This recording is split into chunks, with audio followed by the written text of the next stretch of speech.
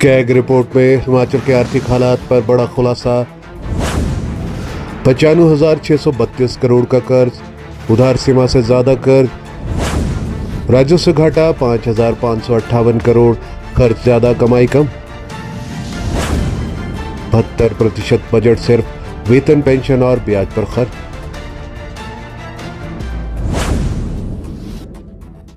नमस्कार दोस्तों, आप देख रहे हैं डीजे हिमाचल। आज हम बात करने जा रहे हैं कैग की लेटेस्ट रिपोर्ट के बारे में, जिसमें हिमाचल प्रदेश की वित्तीय स्थिति पर गंभीर चिंता जताई है। रिपोर्ट बताती है कि राज्य का कर्ज लगातार बढ़ रहा है, राजस्व और खर्च में भारी असंतुलन है और कई योजनाओं का पैसा उपयोग ही नहीं हो पाया है। तो आइए विस्तार से समझते हैं कि हिमाचल की आर्थिक सेहत की सच्चाई क्या है। कैग रिपोर्ट के मुताबिक हिमाचल का डेब्ट टू जीएसडीपी अनुपात अब बढ़कर 43.98% हो गया है। 2019-20 में यह अनुपात करीब 39% था, यानी प्रदेश की अर्थव्यवस्था के मुकाबले कर्ज की रफ्तार कहीं ज्यादा है। राज्य पर अब तक की कुल देनदारी है 95,632 करोड़। यही नहीं, सरकार ने अपनी उधार सीमा 6,342 करोड़ से कहीं ज्यादा यानी कि 9,043 करोड़ का कर्ज उठा लिया है। विशेषज्ञों का कहना है कि ये आंकड़े साफ दिखाते हैं कि हिमाचल एक तरह के डेब्ट ट्रैप यानी कि कर्ज जाल में फंसता जा रहा है। रिपोर्ट में साफ कहा गया है कि राज्य का राजस्व घाटा फाइनेंशियल ईयर 2023-24 में 5,558 करोड़ रहा। पिछली बार यह घाटा 6,335 करोड़ था। घाटा थोड़ा घटा जरूर है, लेकिन अभी भी ये बताता है कि सरकार जितना कमा रही है उससे कहीं ज्यादा खर्च कर रही है। खास बात यह है कि कुल खर्च का करीब 72% हिस्सा अनिवार्य यानी कि अपरिवर्तनीय खर्च यानी कि जैसे पेंशन, वेतन और ब्याज पर खर्च हो रहा है। इसका मतलब है कि विकास के कामों के लिए सरकार के पास फंड बच ही नहीं रहा है। कैग रिपोर्ट में कहा गया है कि सिर्फ पेंशन और सेवानिवृत्ति लाभों पर खर्च हुआ 10,055 करोड़, जो पिछले साल से करीब 800 करोड़ ज्यादा है। वहीं ब्याज भुगतान का खर्च बढ़कर 5,648 करोड़ तक पहुंच गया है। इन खर्चों की वजह से शिक्षा, स्वास्थ्य, कृषि और ग्रामीण रोजगार जैसी योजनाओं के बजट में कटौती करनी पड़ी है। रिपोर्ट में खुलासा हुआ है कि 31.85 करोड़ का बजट पूरी तरह से उपयोगी नहीं हो पाया।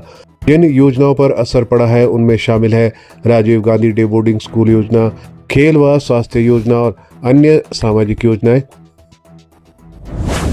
यानी पैसा था लेकिन सही समय पर उपयोग ही नहीं किया गया। केंद्र से आए 1,024 करोड़ राज्य की एजेंसियों के खाते में पड़े रहे और खर्च भी नहीं हो पाए। इतना ही नहीं, 2,795 करोड़ की 2,990 यूटिलाइजेशन सर्टिफिकेट्स अभी तक जमा ही नहीं करवाए गए हैं। कई विभागों ने तो अपने अंतिम लेखा भी जमा नहीं किए हैं। हैरानी की बात यह है कि करीब 15 मामले चोरी और गबन के 15 साल से भी ज्यादा समय से लंबित है। ये सब दिखाता है कि राज्य में वित्तीय अनुशासन और पारदर्शिता की बड़ी कमी है। कुल मिलाकर कैग की रिपोर्ट हिमाचल प्रदेश की खराब होती वित्तीय स्थिति की ओर इशारा करती है। बढ़ता कर्ज, घटता राजस्व, बढ़ता पेंशन और ब्याज का बोझ और योजनाओं का सही उपयोग न होना, ये सब मिलकर सरकार के सामने बड़ी चुनौती खड़ी करता है। अगर हालात नहीं सुधरे तो आने वाले वर्षों में विकास कार्यों पर गंभीर असर पड़ सकता है। वहीं सीएम सुक्खू बार बार ये कहते हैं कि 2032 तक हिमाचल को आत्मनिर्भर बनाएंगे। सीएम सुक्खू ने नीतिगत मंच पर स्पष्ट किया है कि सरकार का उद्देश्य हिमाचल प्रदेश को शहरी व ग्रामीण दोनों दृष्टिकोण से आत्मनिर्भर बनाना है। अगर केंद्र समय पर बकाया राशि और राहत राशि जारी करे तो हिमाचल स्वयं आत्मनिर्भर बन जाएगा। हिमाचल प्रदेश को 2032 तक आत्मनिर्भर राज्य बनाना ही हमारी परिकल्पना है। 2027 आत्मनिर्भर बनने का पहला पड़ाव। एक साल की समीक्षा कार्यक्रम में सीएम सुक्खू ने कहा था कि हमने हिमाचल को आत्मनिर्भर बनाने की मजबूत नींव रख दी है और 2027 तक हिमाचल आत्मनिर्भर राज्य का आदर्श बनेगा। कैग की रिपोर्ट आने पर आपके क्या विचार है? सरकार को सबसे ज्यादा किस मोर्चे पर काम करना चाहिए? अपने विचार हमें कमेंट में जरूर बताइए। वीडियो को लाइक करें, शेयर करें और चैनल को सब्सक्राइब करना ना भूलें। हमारे चैनल पर दी गई सभी जानकारियाँ विश्वसनीय समाचार पत्रों के माध्यम से एकत्रित कर आपको दी जाती है। हर खबर का लिंक डिस्क्रिप्शन में दिया जाता है। किसी भी खबर की पुष्टि हमारे लिए संभव नहीं है। आप हमारी मेहनत को लाइक, वीडियो को शेयर और चैनल को सब्सक्राइब जरूर करें।